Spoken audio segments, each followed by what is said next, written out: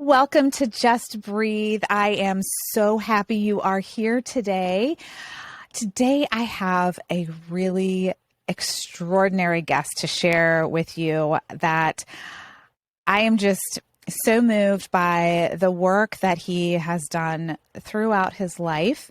And he has recently written a book called Raising LGBTQ Allies, which a friend of mine had told me about, and that's how Chris and I were connected.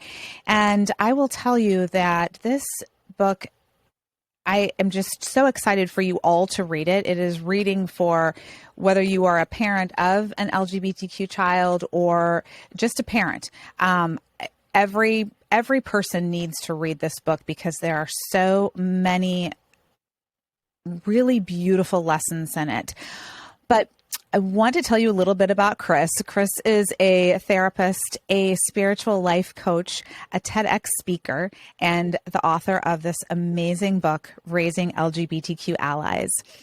Chris believes connecting with our spirituality, loving ourselves, and taking full responsibility for our lives is where our strength lies at the deepest level. He hosts workshops and presentations for universities, conferences, and organizations across the U.S. on anti-bullying, inner advocacy, how to prevent queerphobia, and the importance of changing the messages from the playground. So, Chris, thank you so much for being with me today and for being here for all of my beautiful listeners. We're just honored to have you.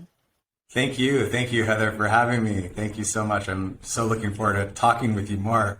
I know. Well, Chris and I have been having a really fun conversation before we even pushed record, and I finally thought, well, we should probably capture this all on record it, right? I just had so many questions because I will tell you all, I just finished reading Chris's book, and I read all the time, and you all know that, and I'm constantly talking about things, but I will tell you that this book touched me in so many different ways. And I just told Chris, I'm like, I cried, and I called Connor last night, and I just, brought up so many different emotions, as well as like light bulb moments of, oh my gosh, this is awesome. So, the book is divided into really three sections, right? Awareness, willingness, and change. Yes. And I have a million questions, but we're going to try to keep it succinct here for you and leave a lot of teasers for you all so you can read this. Yes. Yay. That's but good. Just before we get into the book, I'm wondering if you could just give a little background on kind of what brought you to this point of writing this beautiful book. Gosh. So many things. I feel like, I'm sure a lot of your listeners and you maybe have heard a lot of people have said, there's a book in all of us. And so I feel like this really was something that was birthing inside of me really my whole life. And so I kind of write about it in the first chapter of my book, but really the impetus was, my nephew's question that he had asked me at a family function. But really beyond that, it was kind of the intersections of my experience teaching social emotional learning and working with young people for 7 years throughout Los Angeles County, different ages, and kind of taking a lot of what I was learning from the young people I was working with, because I worked with young people for youngest 12 to their early 20s. Oh, wow. At different locations, whether it was the LGBT Center's homeless youth shelter here in Los Angeles or juvenile hall, high schools, after school programs. Wow. And then I also bartended. I worked at a really popular, well-known bar in Los Angeles for 11 years. And then, of course, I'm a gay man myself. And so I navigated coming out of the closet, and religion is part of my background. And so kind of navigating coming out in a religious family. And so it was all of those things kind of came together. And at the time when my nephew asked me that question, I realized, because I had moved out to Los Angeles, I had been out his entire life at the time he asked me if a girl that was, for those of your listeners that haven't read the book, I was sitting next to a girl at a family function at my mom's house, and my nephew, who at the time was 6, ran over, and as kids often do, they think something and they just ask it out loud. Well, he whispered. At the time, he would always whisper, but he would talk out loud. It was really cute. And so his question of asking if the woman who was sitting next to me, my childhood friend, was my girlfriend, that kind of, it was like time slowed down, and everything that I had experienced, all of those different areas that I just talked about, kind of came together. And it was so clear to me that, oh my gosh, there are so many nuances. And if I can help kind of families and people who are navigating this experience themselves understand there are these nuances, and the nuances are really important to consider. Right. Absolutely. Well, one of the things that you said in there, which I really thought was such a wonderful observation, an important observation, was that what you realized in talking to your different family members was that you had varying responses, but it was basically, he's not old enough, or we're not sure how to do this, right? And so it was that whole thought of, oh my goodness, this is where not only does the messaging get fuzzy, but it's the understanding, the language, right? And that gets, if you listen to any, media or, right, there's always a focus on a certain way that we use the language, which is not accurate. So I wonder if you could talk a little bit about kind of that realization and like, okay, we need to do a little work here on talking about this. Yeah.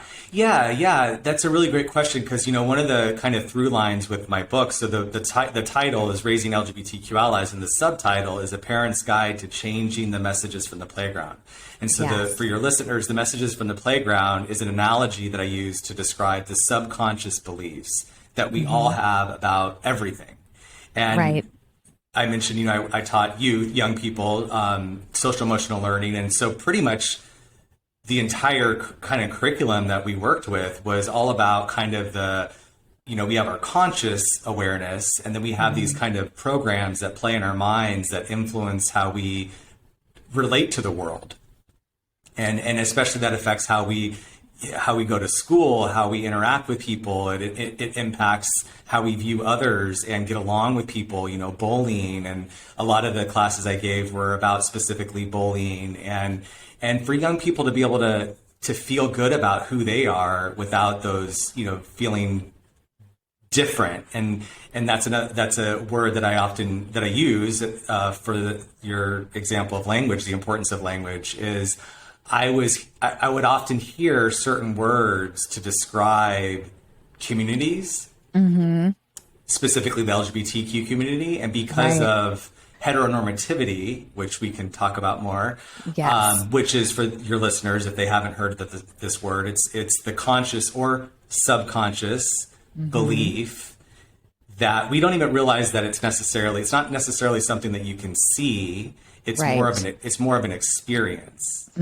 And so because we're kind of starting from a heteronormative worldview, just by being socialized in a dominant heteronormative world, we look at certain communities, specifically the LGBTQ community, as being different or as being other, or as, I use an example in the book where when I was doing research, oftentimes when I read an article or a headline, it would say LGBTQ issues, or in describing the LGBTQ community. Right. And so this is an example of how words influence our beliefs. Right. And it's just kind of this mental filter that we just consume. And then that impacts how we perceive people. And so if a parent has an LGBTQ child, or if there's an LGBTQ loved one, I consciously love you. I consciously support you. Subconsciously, there are these programs that are playing in my mind that you're different issues, other, that we kind of have to parse out. Right. Right. Well, and I thought that was and full disclosure, I just cried my eyeballs out at that, because I was like, oh my gosh, like this is what we do. And, and holy cow. I mean, I've used that word different in describing, when I tell our story, and that was, and it was Connor's words, but where do you think Connor got the words from? Right. So I use that one, and issues. I use that word all the time. And certainly not out of any kind of thinking less of. It's just, so I think to your point, that is something that we just subconsciously, like, even when we're like fully like consciously, I love and affirm you for who you are. I've got your back. Whatever your wording is, there's still all this stuff that we've been programmed with our entire lives that is really important to reprogram. So we obviously could talk about that alone for an hour, but what are your recommendations for kind of starting that process, like coming, kind of face to face with our subconscious, beliefs that don't align with what our conscious beliefs are? That's such a good question, and I'm so grateful that you asked it, because that really speaks to why I wrote the book and broke it up into 3 sections, is awareness.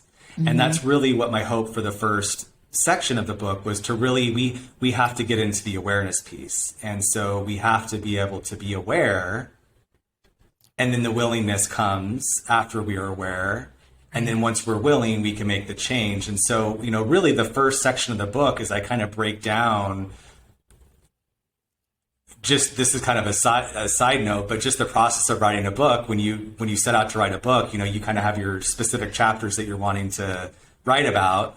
Right. Well, I wound up, my first chapter, I wound up turning into 3 parts. So in the book, for the listeners, for those of you who haven't read the book, because there's so much, to your point, of that, I can spend a lot of time on talking about the importance of language, and so to your question is how we become aware of whether or not our subconscious beliefs are in alignment with our conscious beliefs, is we have to have the awareness first. And so I can't tell you how many times, my mom, who I came out almost 20 years ago, and we've gone down that path, we've had that journey, and she's wonderful and loving and supportive. And I can't tell you how many times, she'll send me an article that I'll have to read, and just from the headline alone, I have to read it a few times to see if this is an LGBTQ affirming article, just because of the language and like used in the article to describe this particular group of people. And so my hope, and I've also volunteered with wonderful organizations, LGBTQ friendly organizations. And I can't tell you how many times I've stood in front of groups of young people and heard stories of people describing themselves as different. And this isn't about blaming or pointing the finger. This is simply, for me, in my experience of working with young people and teaching, that one of the biggest compliments that I received from my book was from a teacher who said that my book really centers children's experiences. And that's really what my hope is, that this is about kind of getting on a child's level, right, and imagining what it's like to sit in a chair in a classroom, and they may be LGBTQ, and they may be thinking of themselves, along their journey, right, and then they're hearing people talk about the LGBTQ community as different and other and issues and choice. Right. And so my hope is that we can bring awareness around that, so that that young person who's listening, because young people, they just want to be a part of the group. Right. Right. Well, that was one of the really powerful stories that you told too, about the mother with her daughter. Yes. And oh my goodness, was that just such a great illustration of that very fact of how children, they just want to be. I mean, even in my own experience, I mean, we all have stories to tell, right? But I remember about 6 months before Connor came out, and he was a sophomore in high school. So it was the summer before his sophomore year in high school. And, he came to me and so excited that he had kissed a girl. And, he's my oldest, and we've always like had this lovely relationship, and it was so cute. And I realized then, looking back in hindsight, that it was this, like, I need to fit in. Like, I need to be, this is where I'm supposed to be, this box over here. And boy, did that not feel right. Right. And so it's just, we all have these little stories where, a lot of times it's in hindsight that we see.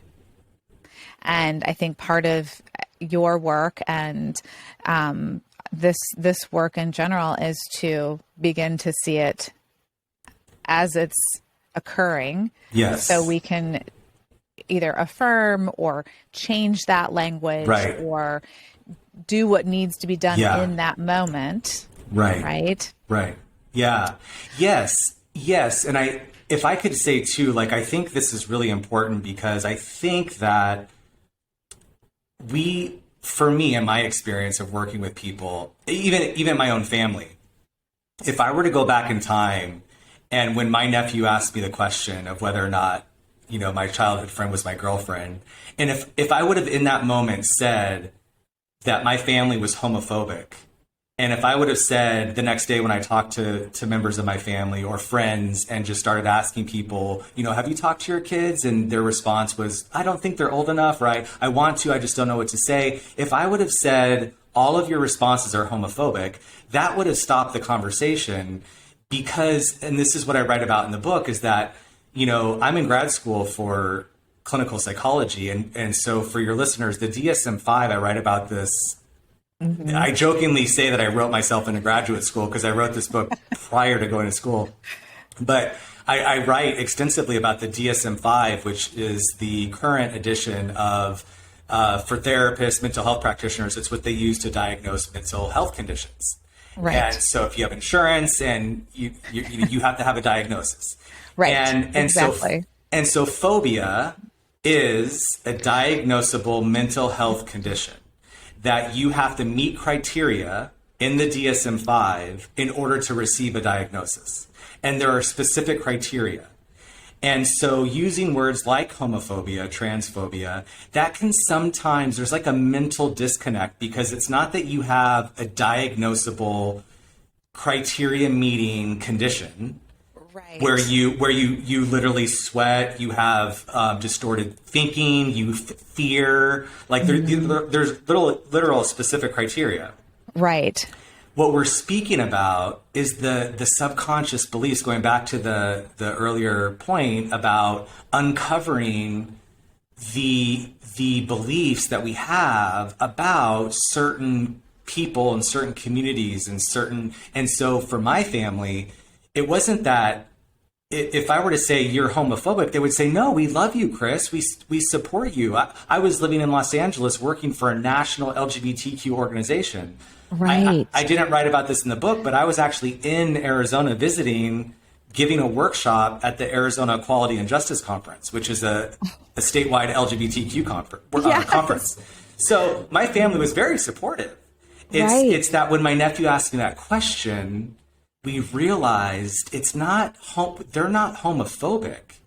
It's that we live in a heteronormative world. Right. And we internalize those heteronormative messages and we perceive certain people in certain ways based on our beliefs that we have. And so as it pertains to I'm a gay man, as it relates to being gay, I had to really kind of unpack and explore with my family the beliefs that they had that were preventing them from having conversations with their kids, which was very nuanced. And so kind of bringing that back to social emotional learning, for 7 years, I worked in the classroom and worked with one of my favorite lessons to teach was called Who Am I? Mm-hmm. And the class was, each student got a journal and they would fill it out. And the whole purpose of the class was to just uncover what are your negative beliefs that you have about yourself, about your family, about school, that are preventing you from experiencing your life in a way that you really want to. And so what the whole purpose of the class is, it was fun because they would fill out the journal and then they would go through, and it was a whole exercise where they would go back and circle anything that was negative. Mm-hmm. So my family sucks, school sucks. These are kind of like a lot of, of the things, Sounds about right. Yeah. Just like little things like that would be an example. Money, I write about this in the book because that was such a huge eye opener for me. Big one. And we had them about everything. And then they would circle what was negative. And then we would go back and we would teach them how to write an empowerment statement. So basically an affirmation for your adult listeners. Right. And then they would create a card and they would write that affirmation or empowerment statement on a card and they would keep it. And that would be their self-empowerment statement that they would say. And so I draw the same parallels. If any of your listeners are into personal development, we have to become aware. Therapy, just like in therapy, I'm in studying psychology. We have to become aware of our belief systems and our distorted thinking that get in the way of allowing us to experience more freedom in our lives. And so as it pertains to this conversation with families, and especially right now with everything that's going on in the country. Right. So that's really kind of, it's a big conversation, but I'm so grateful to be having it because it's more nuanced than homophobia, transphobia. Right. Well, like a lot of things, that's kind of like the easy label, right? Yes. Yeah. That we just, okay, that answers it. It's that. Right. And then we'll just move past it, right? Yes. Instead of kind of slowing down and taking a look at it and thinking, okay, what does this really mean? Yeah. I like that, kind of circling back really quickly. Yeah. In talking about that, in the book, you give this exercise so that the readers can do this exercise because this is something, I love that you're doing this with kids because, oh my goodness, I was thinking like limiting beliefs, like that's something, the negative beliefs, right? Yeah. The work that we do, but starting it at that age and giving them those tools to be able to recognize it at that age is so powerful. So powerful. And will just save them a lot. Yeah. In their life, they can just start at a different place.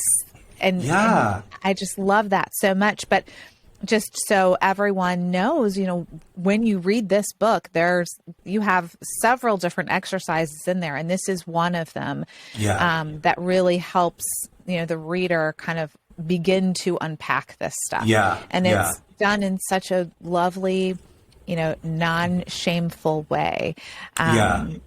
Because these things can bring up shame. Right. Yes. And you definitely address that and talk about it in such a non-judgmental, very calming, normalizing way. Yeah. So thank you. Thank you.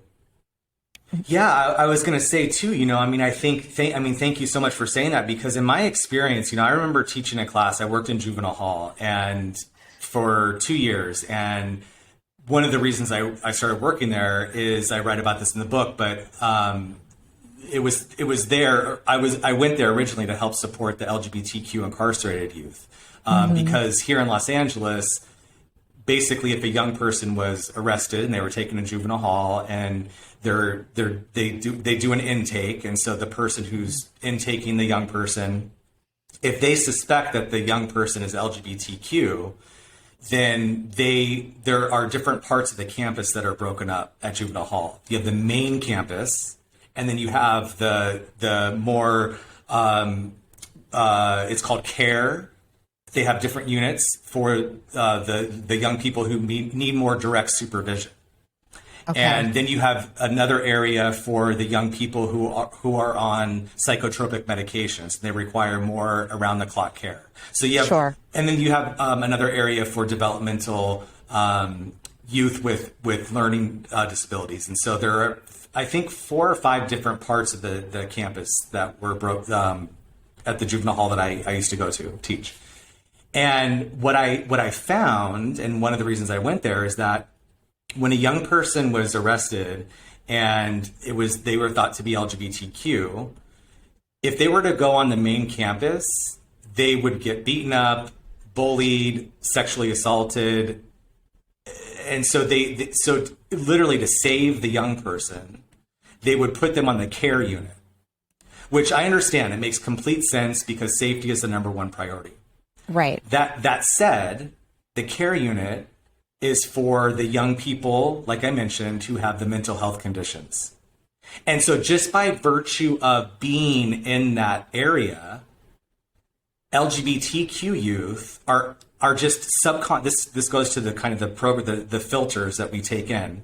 Right. Just by being virtue of that area, they were in that area, they were taken to that area, they were placed on that area, they were kept on that area, they're separated from the main campus, right, and put in a section specifically for the young people who require psychotropic medication, round the clock care, and again, I understand they need safety, but that really doesn't get to the root of the problem. Which the root of the problem is we have these systems that are set up that perpetuate the experience, and so. All of that is to say that I remember I was teaching a class and they had the care unit broken up by male and female.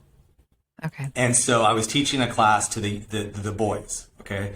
And the male identified juvenile, the young people that were arrested.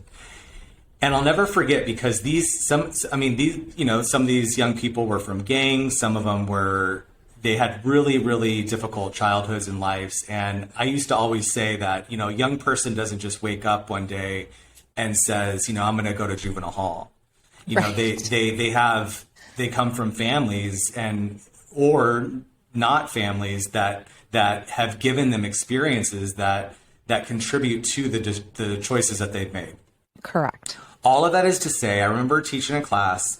And the class was this, who am I? And we started talking about one of the exercises is our bodies. Like, what do we feel about our bodies? Mm-hmm. And I'll never forget because these young men who, for all intents and purposes, they seemed healthy. They seemed like they were physically fit. And they went around and they started talking about how they felt. They felt bad about their bodies. They felt their bodies were fat or ugly, or they use these words that were so powerful. And I was thinking, gosh, like these young men have these beliefs about themselves that for me was an example of kind of going the limiting beliefs that we have about ourselves. Right. And so if we can give space to be able to talk about the deeper beliefs that we hold about ourselves or about other people, kind of going back to our conversation, is whatever is mentionable is manageable. Right. Exactly. Which I love that so much. Yes. We did talk about that, and that's such a great way of, just breaking it down. Yeah. Right. Yeah. It's along the same lines of, name it to tame it, which is yes. one that I always use. Yes.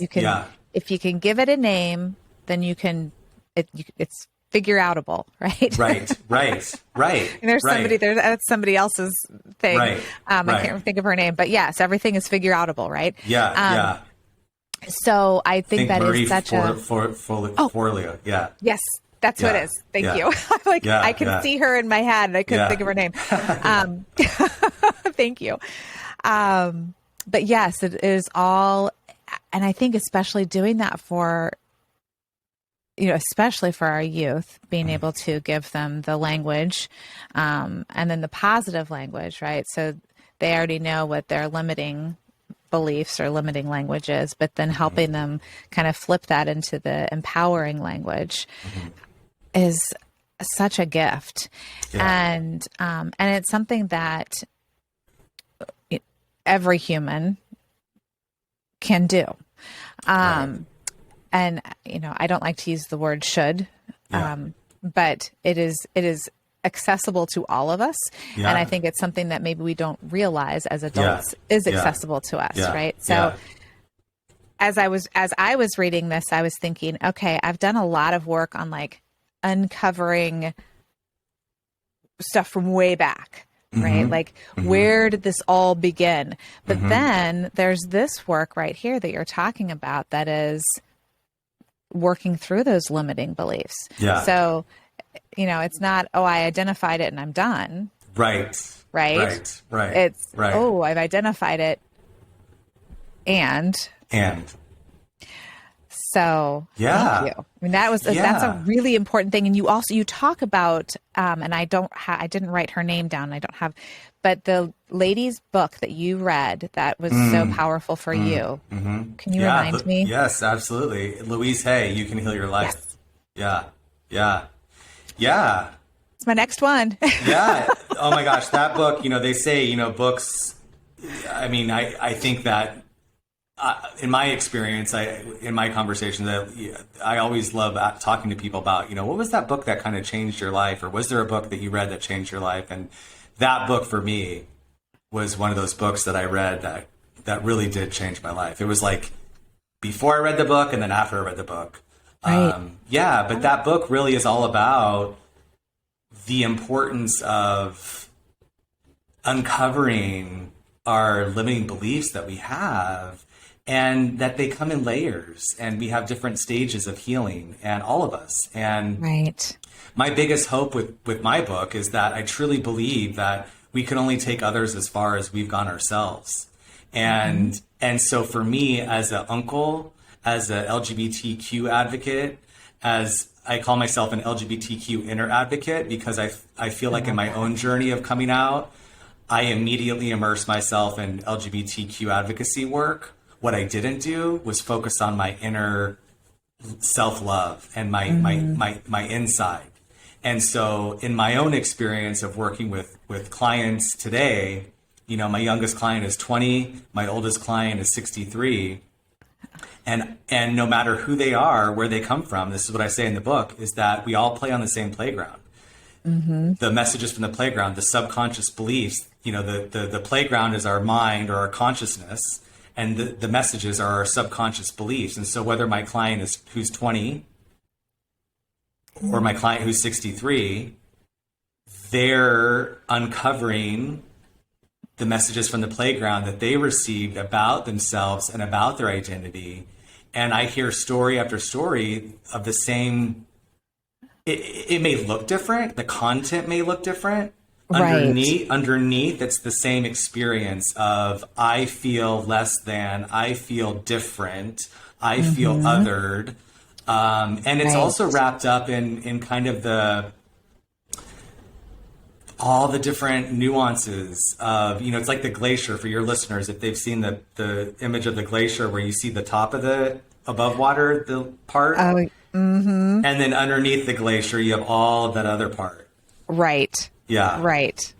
Oh, that's such a good visual analogy. Yes. That is so true. Yeah. And it's so easy to just kind of go after that, the top, the part that's above water, right? Yes. And then realize, and the part that's beneath the water is really uncomfortable. And I think that it's important to acknowledge that it's uncomfortable. And that's okay that it's uncomfortable. That's not bad. Right. You're not wrong. You're not, it's uncomfortable. Yeah. So, but that's a necessary part of growing. Yeah. Right? Moving through that. Moving through that. And I think, one of the things too I write about, or I invite readers to consider, is that going back to language, but, to look at this as not complicated, but as it's complex. It's human beings are complex. We're complex. Yes. And so I invite the families and the people I work with, if we can just maybe shift. If I approach something that's complicated, maybe I'm less inclined. But if I approach it as like, oh, this is complex, like that I'm curious, like I'm like, yes. and that's all I need is that curiosity, and that's the opening. Yep. Oh my gosh. Yes. See, another example of how language makes such a big difference. Yeah. Right? Because one is like, oh, no, thank you. And the other is like, bring it on. Yes. Right? Yeah. And as far as language too, I do think as much as I'm a big believer in language and its importance, and it is so important, I have a chapter about language and how words matter. And in my own experience, I don't want us to be so hyper-vigilant about not wanting to say the wrong thing and having the fear of getting it wrong that we don't say anything, or we kind of dance around something. And so what I invite people to consider is that we're gonna get it wrong, and that's okay. Right. And wherever there's a rupture, and this is just parenting in general, there will be ruptures. It's that we have the opportunity to make a repair. Yes. And it's in the repair that we grow stronger in our relationship. We can grow stronger in our relationship. Absolutely. I'm so glad you said that. Yes, because that is a definite and. Yes. And one that is so important to acknowledge. Yes. Because you can really get stuck in the, I don't want to say the wrong thing. I don't want to be offensive. I don't want to hurt somebody's feelings. Yes. And, and I always think too, so my 16-year-old daughter uses all three pronouns. So, and it's kind of at the, the user, whoever wants to use whichever one. So, I always say to them, do you want me to refer, more as he or them or whatever you want, Mom? So, of course, as her mother, and she's my daughter, that's my default, right? But I'm in my brain and I'm always thinking, well, do you want me to do this? Like, what feels better? What's more comfortable? And she's like, you're essentially, she doesn't say it this way, but you're going to step in it. Like, you're going to mess up. Just the important thing is that what they want, what our kids want, what humans want is an effort. And then when you do step in it, an apology and just move forward. Like, no big deal made about it. Yeah. Right. Yeah. So it's, so interesting. Yeah. Well, and I think too, I have to say, because, I'm studying LGBTQ affirmative psychology. And so all of my classes, most of my classes, not all of them, but most of my classes are about LGBTQ practices and specific, subject matter. And even in our classes with our professors, the human brain, we interpret things through a binary system. And so it's really important to be able to, like you just said, to be able to honor and see someone for who they're wanting to be seen as. And if we make the effort and we get it wrong or make a mistake, apologize and move on. And it's in our effort, it's in our trying that we're developing that intimacy, that alliance, so to speak. Right. Using the big words, but but I mean, in a parent-child relationship. And so it's not to, and that was one of my real hopes with my book, is to not point the finger and be blaming, more of like a bringing together, an invitation, inviting. Let's talk about this. I have these messages from the playground myself. Right. And so I acknowledge that you have your messages from the playground. And so let's talk about our messages from the playground. Let's uncover them. awareness, willingness, and then we can change them. Exactly. Oh my goodness. Yes, that is, I just had a thought and it left my brain. I'm so sorry.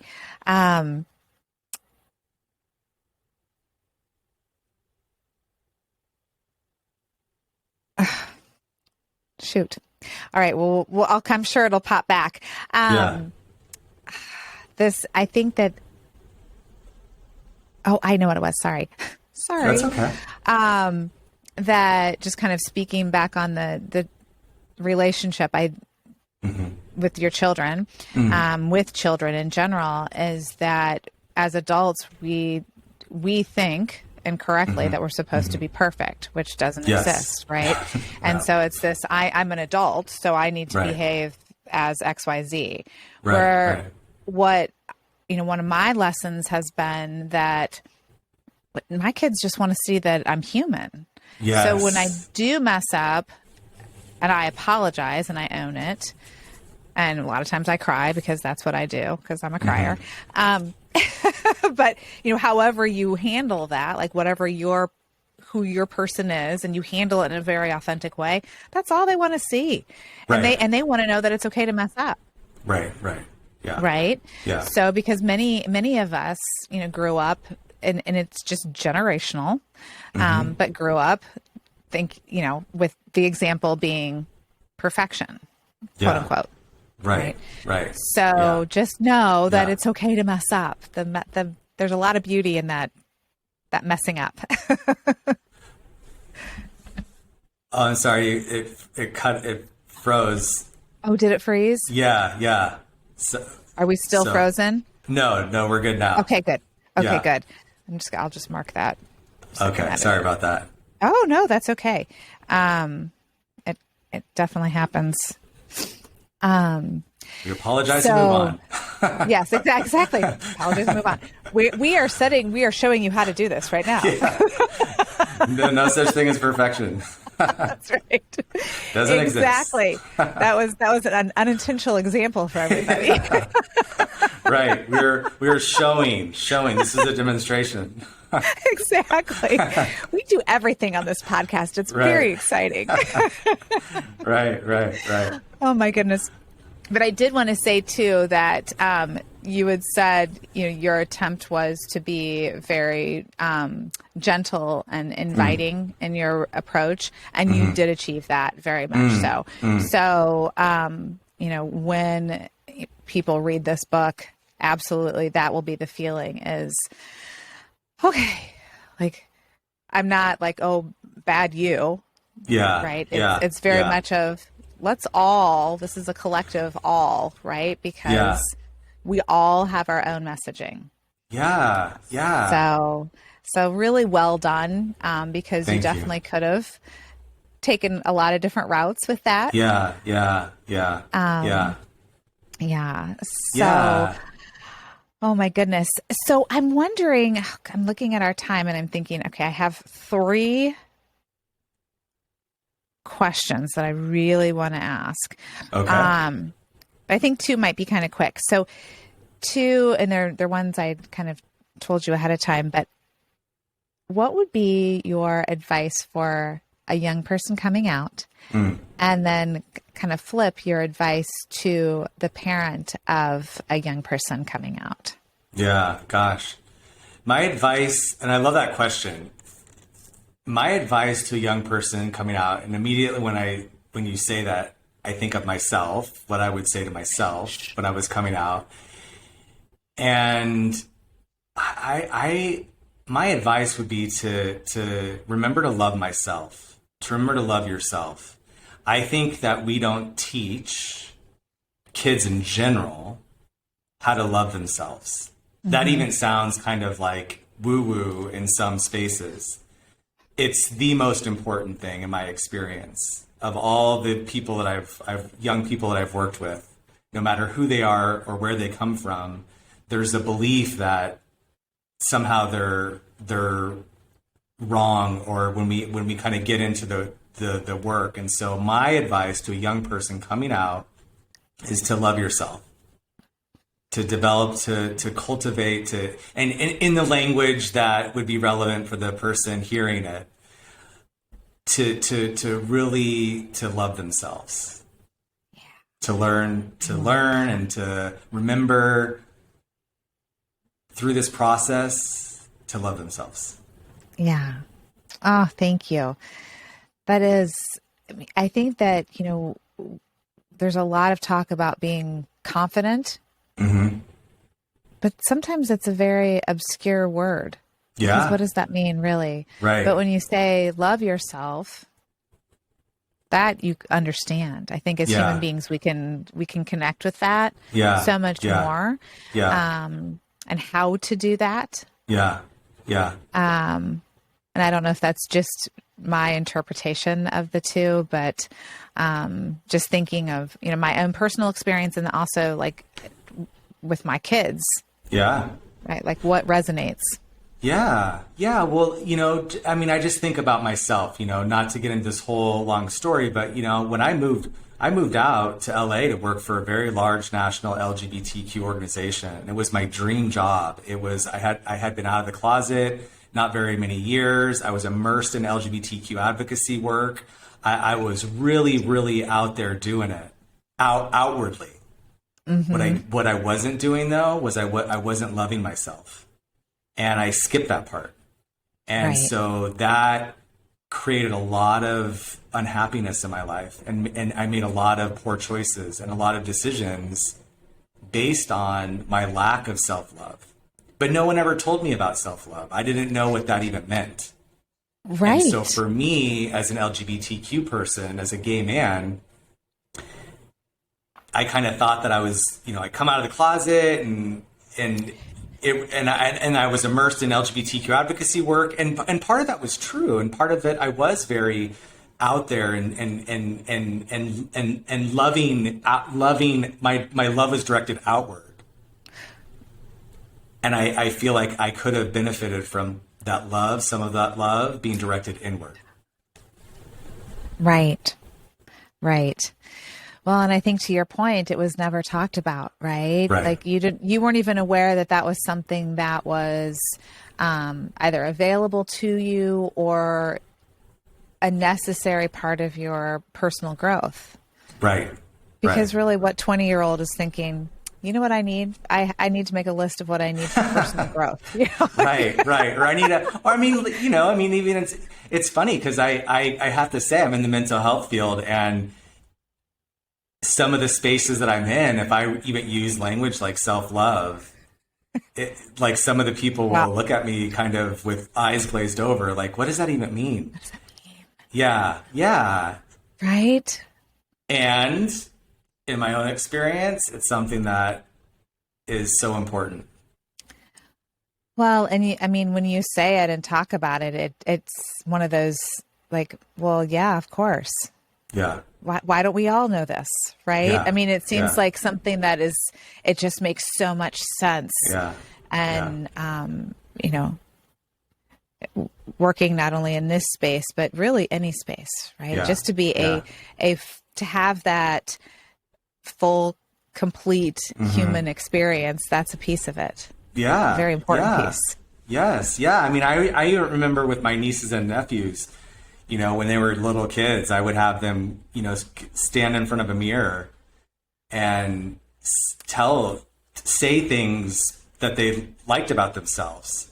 And what was really shocking and broke my heart is how difficult that was for them. And they received a lot of love.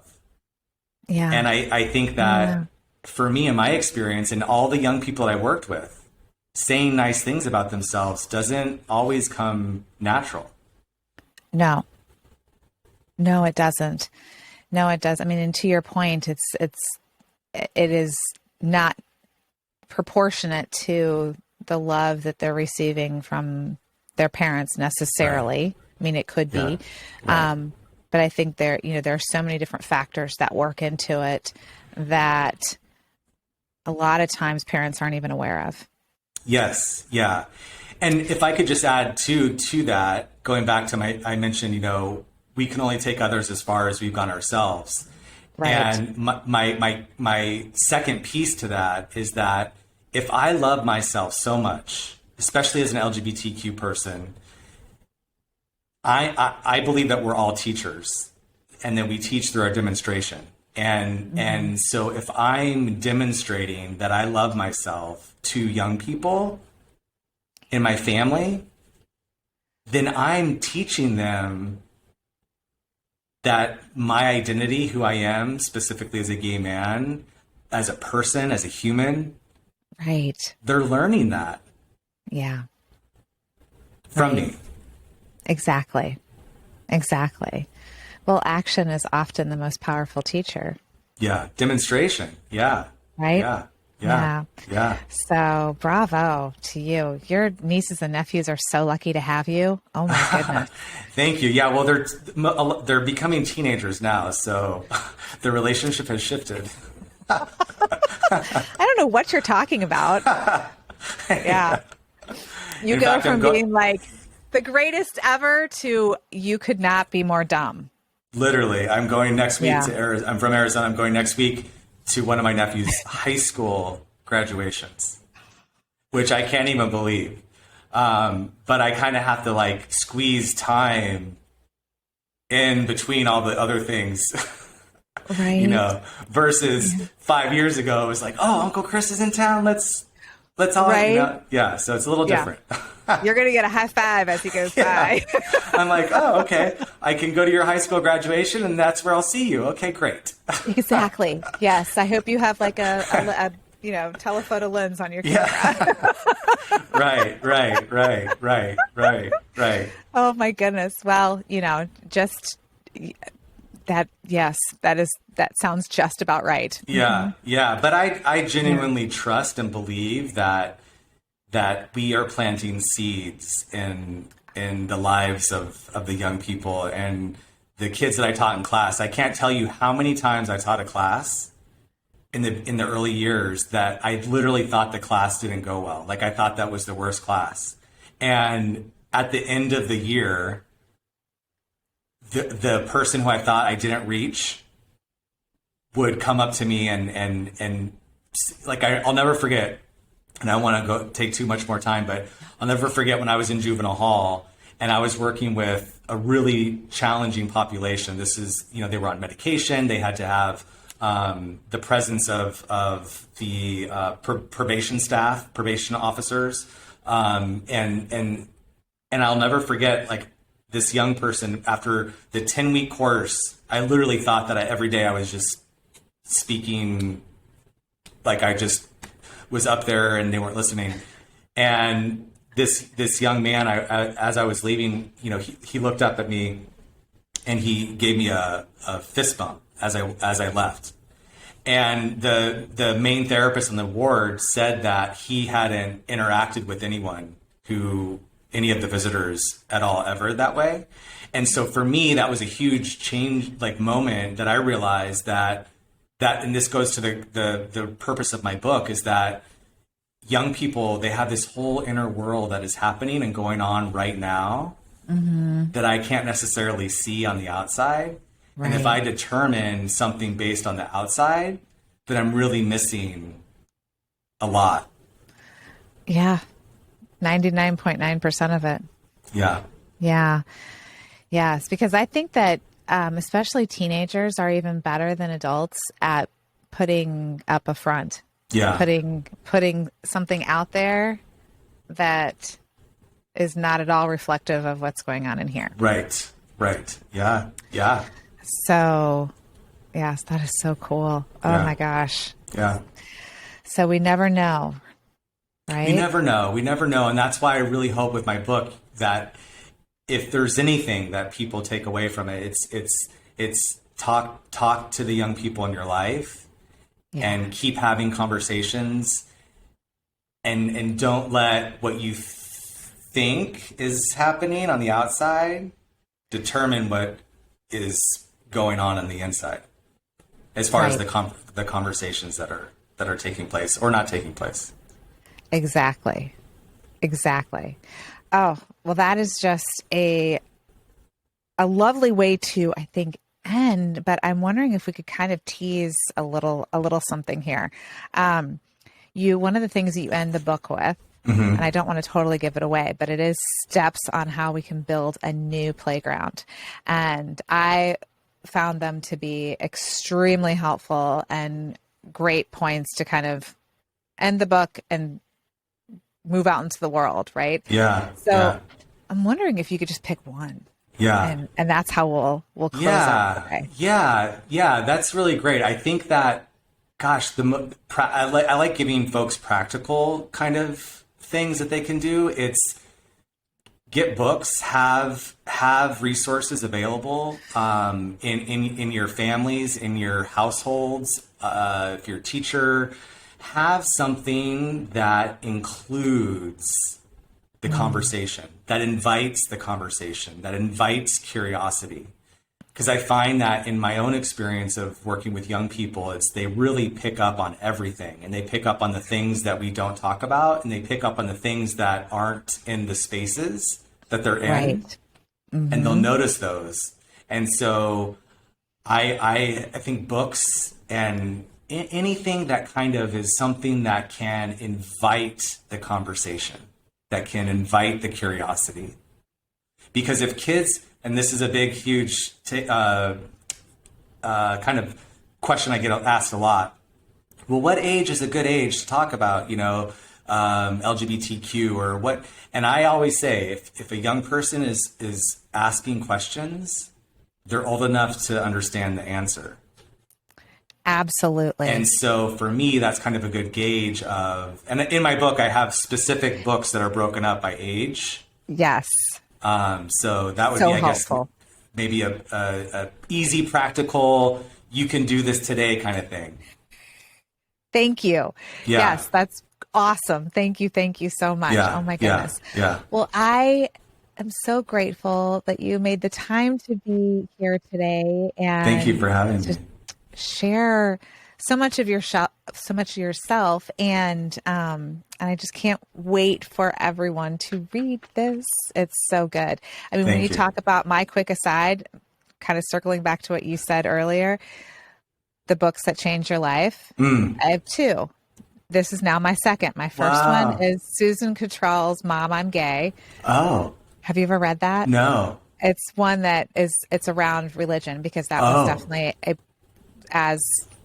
played a big role in your life, right. Also played a big role in mine. Wow. And I mean, life-changing. Yeah, wow. This is the second. So. Oh, wow. Thank you, Heather. Wow. You're very welcome. Wow. And I mean amazing. that with utmost sincerity. Wow. Oh my goodness. Wow. So, thank you. Oh, thank wow. you, Thank you. Thank you. Wow. That's a huge honor. Thank you. You are welcome. And thank you for having me. You are so very welcome.